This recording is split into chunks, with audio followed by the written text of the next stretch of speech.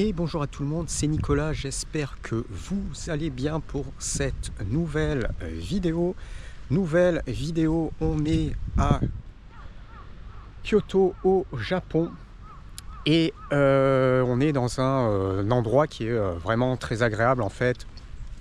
Concrètement cet endroit, quand il y a j'ai envie de me ressourcer, alors la ville est extrêmement agréable, mais quand j'ai envie vraiment d'avoir un bon espace vert et sortir un petit peu de la masse de touristes, parce que c'est vrai qu'au centre-ville, il y a quand même pas mal de touristes, effectivement. Moi, je viens ici, je prends la station de tram, c'est le dernier arrêt en direction plein nord, et il y a il y a un grand parc, il y a la nature environnante, il y a un lac, il y a un petit lac, c'est vraiment extrêmement sympa, et il y a jamais beaucoup de monde dans cet endroit, qui plus est, alors là, faut dire qu'il a un petit peu, le temps n'était pas forcément terrible, donc du coup c'est aussi l'une des raisons pour lesquelles il n'y a pas forcément trop de monde.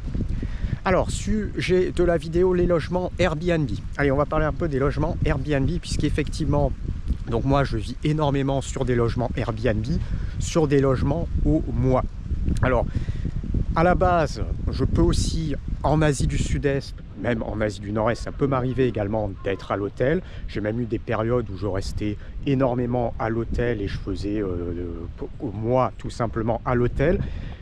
Je le fais un petit peu moins, pourquoi? Parce que en Asie du Sud-Est, en fait, ça s'avère de plus en plus élevé au niveau des hôtels, donc du coup c'est de moins en moins intéressant.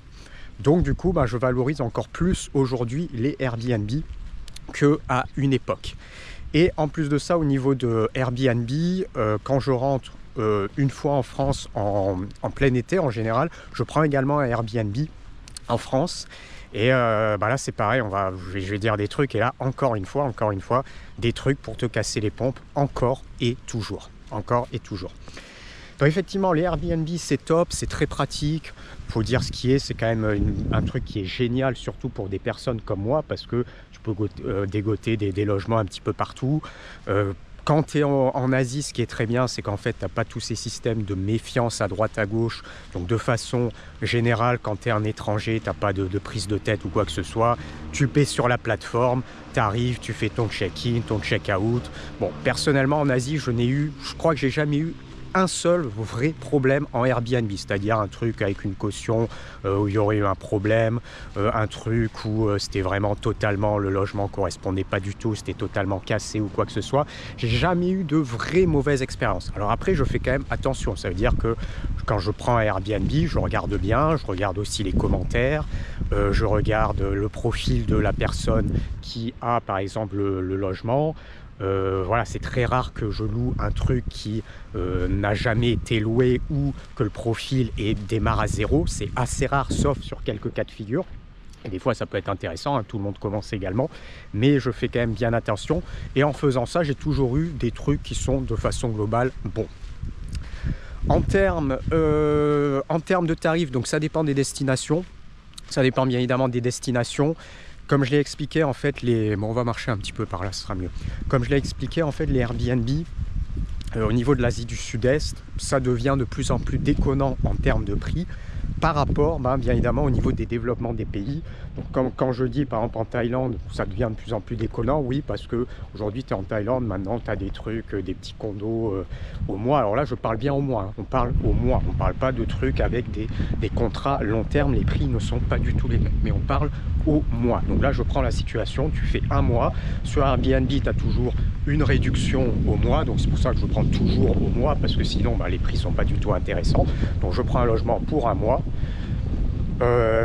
Et je fonctionne comme ça. Là par exemple, là à Kyoto, j'avais pas trouvé de logement, mais l'endroit où je vais aller après Kyoto, au nord du Japon, j'ai trouvé un logement de 25 mètres carrés en Airbnb. Alors là c'est un peu différent, je loue 32 jours. J'ai loué pour 32 jours pour avoir, en fait, il faudra quand même que je signe un petit contrat, mais c'est pas un truc qui va être gênant. Et je l'ai trouvé, c'est un logement 25 mètres carrés, super bien situé, et 600 €. 600 €, du coup j'ai sauté sur l'occasion. Et je pense que je me suis pas planté, parce que ça a l'air vraiment sympa, les reviews sont bonnes, et je pense que je me suis pas planté. Et puis pour ce prix-là, je me suis dit, je saute sur l'occasion. Je saute vraiment sur l'occasion, ça a l'air hyper intéressant. 600 €, 600 €, 32 jours, ça veut dire même un peu plus du mois, ça veut dire que ça fait quasiment 550 €. Et là tu te dis, bah en fait, bon alors là c'est un cas un peu exceptionnel, j'ai vraiment suis tombé sur comme ça, je me suis dit, voilà, faut bien tomber, des fois faut bien tomber, surtout en Asie du Nord-Est, des fois c'est des coups de chance. Et effectivement, bah, en Asie du Sud-Est, ou par exemple comme la Thaïlande, bah, des fois maintenant, tu as en Airbnb au mois, ils se foutent un peu de ta gueule, ils te foutent des petits condos de 25 mètres carrés, tout basiques, où tu vas entendre le bruit des portes, des machins, des trucs à droite, à gauche. Et en général, tu vas avoir ça et ça va coûter des fois 600 €. Enfin, en pleine saison, c'est 600 €. Et des fois, en basse saison, c'est un petit peu moins. Et effectivement, c'est les tarifs. Donc du coup, c'est un petit peu cher. Enfin, c'est même pas que c'est un peu cher, c'est que c'est très cher pour ce que c'est. C'est que c'est vraiment très cher pour ce que c'est. Et 600 € pour des fois des condos de 25 mètres carrés, machin, c'est même devenu un foutage de gueule. Moi, je dépense plus ça. Moi, en Asie du Sud-Est, c'est fini. Je dépense plus des sommes comme ça en Asie du Sud-Est. Moi, en Asie du Sud-Est, ça reste en dessous de 500 €. Sinon, ça ne vaut pas la peine. Pour revenir au cas Airbnb, donc très très pratique. Donc les prix Asie du Sud-Est, t'as un petit peu de tout. Tu pourras toujours trouver des trucs plus ou moins chers, ça dépend des endroits, machin. Là, sur le cas du Japon, ça dépend beaucoup des endroits. Sur le cas du Japon, tu peux choper les premiers prix, c'est dans les 600 €. Comme notamment sur le cas d'Osaka, tu peux trouver des Airbnb pas mal. À Osaka, à 600 €. Et il y a quelques autres endroits où par-ci, par-là, tu peux éventuellement trouver ça. Ça reste assez rare, mais ça peut éventuellement se trouver. Sinon, c'est vrai qu'au Japon, il faut plutôt, en général, un Airbnb correct. Il va falloir taper dans les premiers prix, ça va plutôt être entre 900, 1000, 1100 € à peu près. Il va falloir taper. Par exemple, la dernière fois, quand j'étais en été dernier à Kyoto, j'étais à 900 € et le logement était par contre très très bien. Le logement était vraiment très très bien. On était à 900 €. Et ce qu'il faut savoir, c'est qu'au Japon aussi, il y a aussi des variantes en termes de saison. Ça veut dire qu'il y a des périodes, ça peut monter, ça peut descendre. Par exemple, le même logement, là, il était à, je crois, 1100 ou 1200 €. Et l'été dernier, il était par exemple à 900. Parce qu'en été, c'est un peu moins touristique aussi, donc ça peut dépendre. Si je reprends le cas de la France, en fait, pour te dire que c'est compliqué, c'est qu'à chaque fois que, par exemple en France, je cherche un logement au mois, déjà la première chose, c'est que vu que les gens se méfient de tout le monde, comme je l'explique, à chaque fois j'ai toujours la question: pourquoi vous voulez louer pendant un mois? Et à chaque fois les gens me posent énormément de choses, ils me posent la question, parce que c'est louche en fait, c'est louche. Tu as un mec qui louerait un truc pour un mois, des fois dans des zones peut-être un peu plus touristiques, et les gens comprennent pas. Les gens comprennent pas, donc ils sont là, et ils demandent mais qu'est-ce que vous faites? Pourquoi vous voulez louer un mois? Quel est le truc? Et moi j'explique j'ai besoin simplement d'un logement pendant un mois. Voilà, alors en général je leur dis tout simplement: je vis à l'étranger, je suis de passage temporaire et j'ai besoin d'un logement pendant un mois. Point barre. Et quand je dis que dans ce pays, des fois c'est perché, c'est perché. Et mais après tu peux pas blâmer les gens, il se passe tellement de trucs. Donc vu qu'il se passe tellement de trucs, et bien on en arrive à des cas comme ça. Vu qu'il se passe tellement de trucs, tout le monde se méfie, tout le monde, t'as des questions, des machins, des trucs. Et puis voilà. Et pour revenir par exemple le cas de la France, c'est pareil.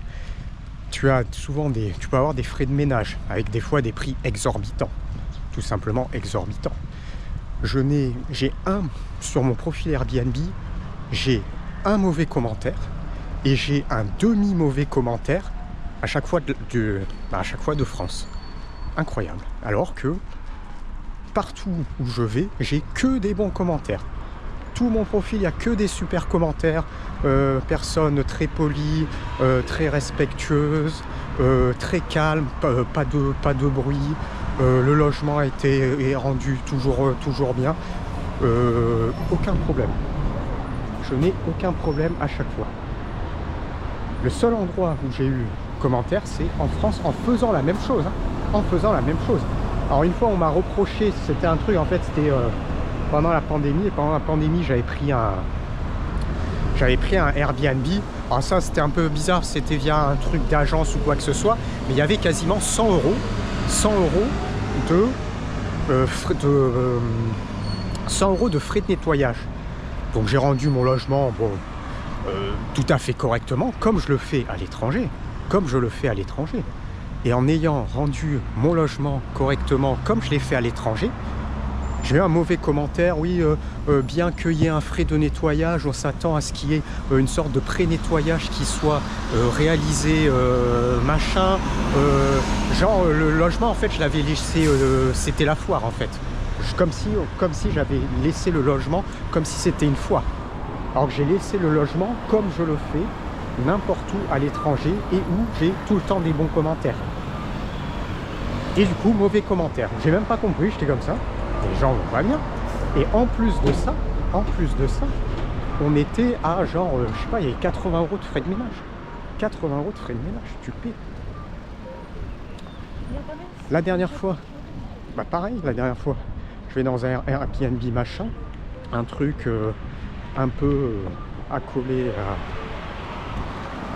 Non, un truc séparé, mais les propriétaires étaient tout près en fait. Les propriétaires étaient tout près, mais tout était parfaitement indépendant. Et j'ai laissé en fait deux sacs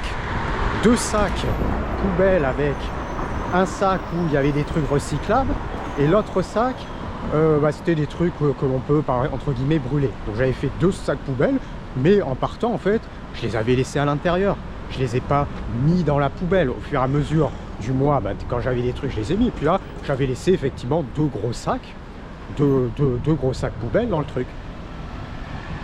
On m'a reproché d'avoir laissé ces deux gros sacs poubelles. Et on m'a reproché d'être trop calme. On m'a reproché de ne pas être assez bruyant. J'étais comme ça. J'ai eu un truc. J'ai reçu un truc. Alors, tiens, on va aller là. Tiens. Ah, ça sera mieux. J'ai reçu un truc comme quoi j'étais trop discret. Incroyable. Les gens te jugent. Et même là encore, je n'en reviens pas. Les gens te jugent, ils sont comme ça. J'ai eu un commentaire, personne très discrète. S'il y a des trucs, il faut demander. Mais j'ai rien besoin. Et non, on m'a reproché de ne pas être assez communicatif. Il aurait fallu que j'envoie des messages régulièrement, comment faut faire ci, machin, tout ça. Incroyable. On me reproche ça. Et le truc des deux sacs poubelles. Les deux sacs poubelles laissés. Là encore, t'as le frais de ménage, t'as tout. Et c'est ton boulot en fait. C'est ton boulot. Tu peux quand même sortir deux sacs poubelles. Bon, les Airbnb en France, alors je crois que ça a rechangé là. Mais à un moment, ils t'avaient foutu, en plus de ça, t'avais 10%, je sais plus, 10% de taxes. Je crois pas que c'était il y a 1 an et demi, un truc comme ça, ou il y a 2 ans, un truc comme ça. Il y avait 10% de taxes. Donc tu louais un truc 1000 euros, tu avais 100 euros de taxes, plus ton frais de ménage, plus ton truc. Je crois qu'ils l'ont reviré maintenant. Mais j'étais comme ça, mais c'est pas possible.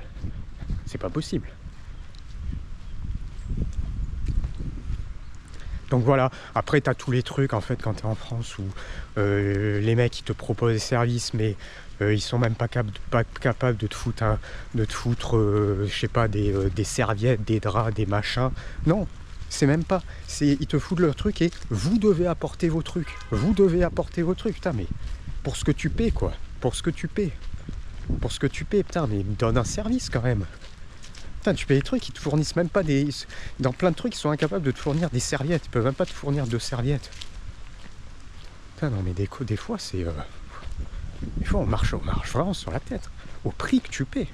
Putain, tu vas en Asie partout, t'as des serviettes, des machins, des scies. Et ça coûte bien moins cher. Putain, tu vas en Thaïlande, t'as un service de nettoyage, c'est 10 euros dans le Airbnb. Bon, j'exagère un peu. 20 euros, voilà. 20 euros le truc nettoyage.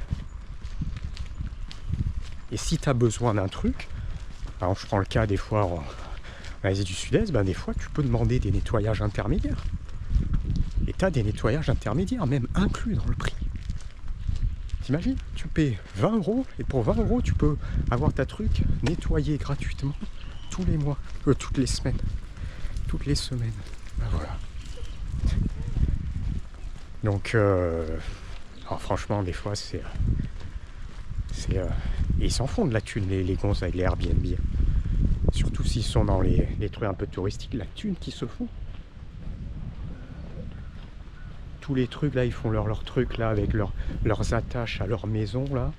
Ils se font de la thune à mort et ils sont même pas capables de te fournir un peu de trucs. Putain. Ah mais franchement. Bon, on va passer. On va passer.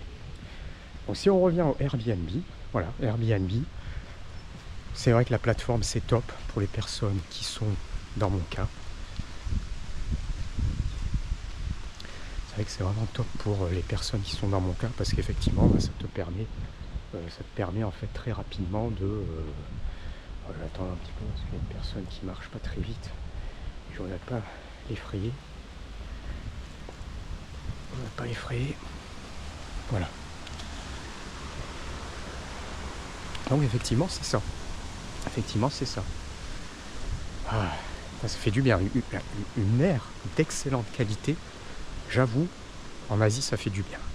Parce que c'est pas forcément très facile à trouver. Et sur le cas du Japon, il y a vraiment une vraie qualité d'air. Et ça aussi, c'est un truc que je pense et ça fait du bien de venir dans un endroit où tu as vraiment une vraie qualité d'air sans quitter l'Asie. Sans quitter l'Asie et le Japon te le permet. Ça c'est vrai que c'est top. Donc si on revient à Airbnb, pour les gens comme moi, Airbnb, la plateforme c'est top. Quand on loue au mois, il y a des remises. Sur le cas par exemple du Japon, si tu loues plus d'un mois, il faut signer un contrat qui est un contract, short term agreement, c'est quelque chose comme ça. Et voilà, tu as juste à signer en fait, c'est qu'ils ont l'obligation. C'est-à-dire que tu peux pas rester en fait dans un Airbnb plus de 30 jours au Japon si tu ne signes pas un truc. C'est en fait une sorte de formulaire, mais tu as juste à donner ton passeport, tu peux tout faire en ligne, ça dépend un petit peu des fonctionnements, et tu peux fonctionner comme ça. Tout ce qui est ces 30 jours pile, tu es juste en dessous, et du coup ça fonctionne. Et vu que la remise au mois sur Airbnb c'est à partir de 4 semaines tout rond, c'est-à-dire 28 jours, effectivement ça fonctionne. Et c'est vrai que c'est top. C'est vrai que c'est top parce que ça te permet très rapidement de trouver un logement, tu as tout un système et c'est vraiment extrêmement... Non, c'est top. C'est top. Et puis surtout, ça permet en fait de pas...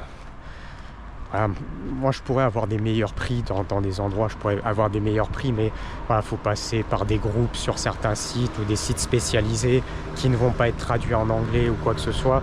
Et c'est vrai qu'on pourrait avoir des meilleurs prix, mais ça demande vraiment beaucoup de recherche et pas forcément trop envie de se prendre la tête. Et du coup, Airbnb c'est top, ça permet de pas te prendre la tête.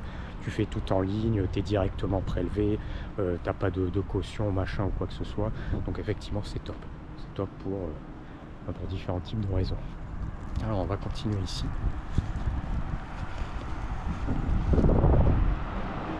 Alors après, c'est avec les Airbnb.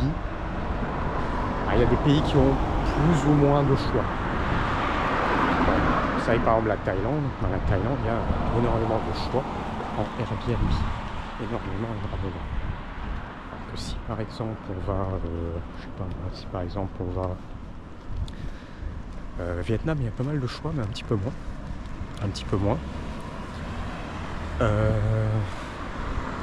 Taïwan, par exemple, il n'y a pas trop de choix en Airbnb à Taïwan. C'est assez léger.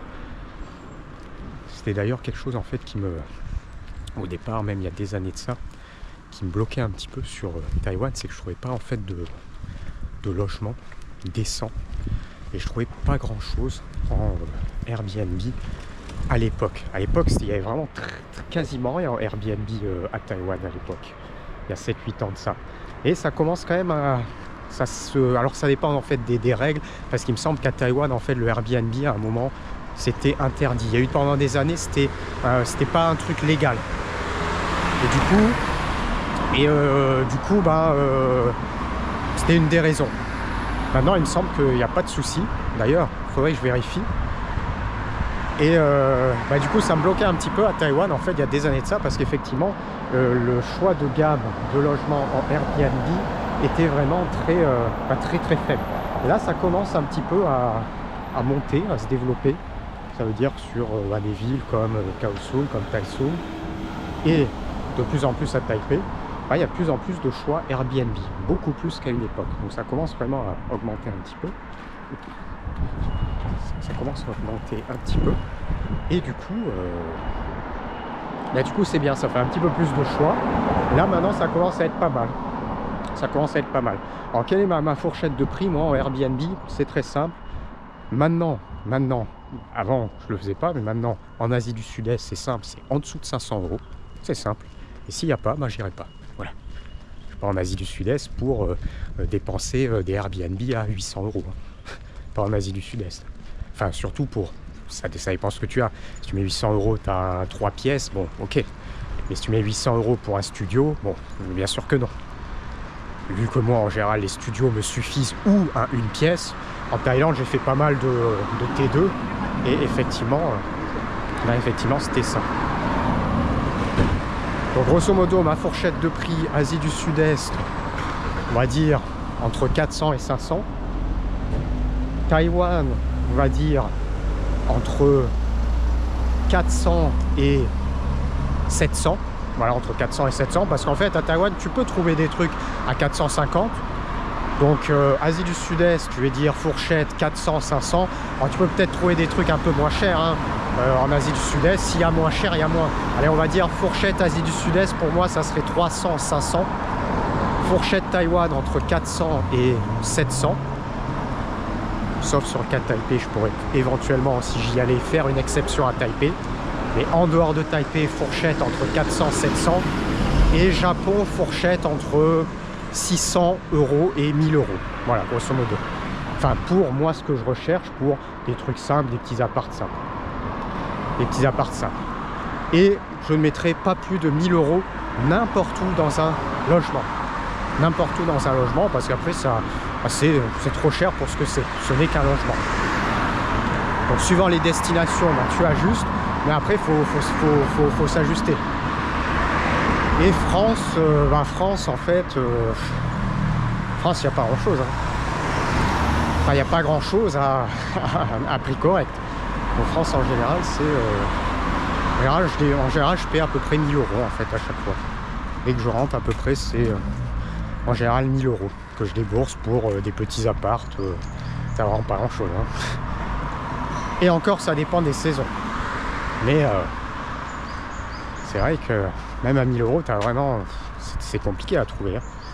Bon, ça dépend un petit peu des saisons, mais c'est le cas. Donc voilà un petit peu en termes de fourchette pour moi, pour des petits apparts qui seront simples. Et maintenant, je priorise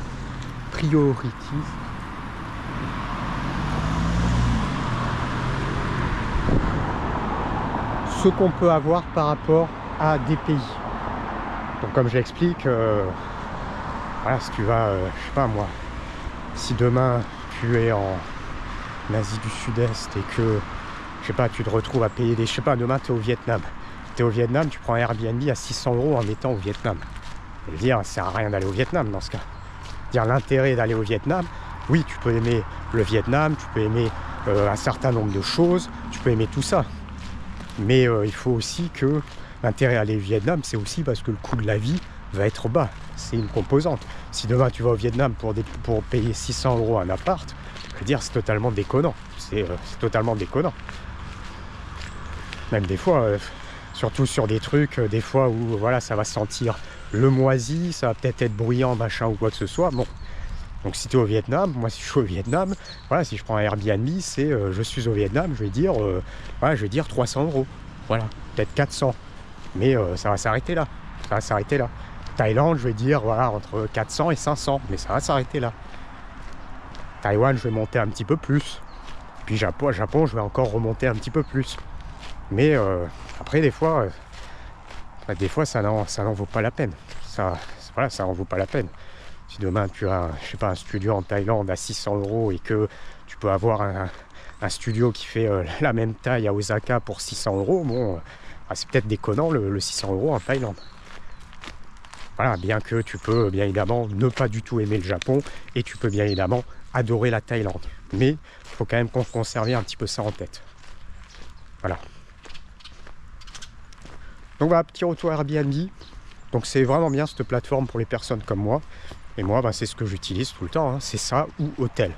Mais c'est vrai qu'avec l'augmentation de prix des hôtels sur un certain nombre d'endroits et faire attention, je préfère de plus en plus rester sur du Airbnb maintenant. Et l'autre intérêt également du Airbnb, ça te fait des séquences, au moins tu sais que tu restes un mois au même endroit, t'es pas embêté à faire des check-in, des check-out. Voilà, tu as ton petit appart pendant un mois et tu fais ta vie pendant un mois, tu poses tes affaires, tu ranges et puis voilà. Donc ça c'est pas mal. C'était pour cette petite vidéo sur abonne-toi à la chaîne, mais également des likes. Je mets aussi en lien dans la description mon site web de formation, dans la description mon blog voyage. Pour une autre vidéo, je vais te dire à bientôt. Ciao, ciao.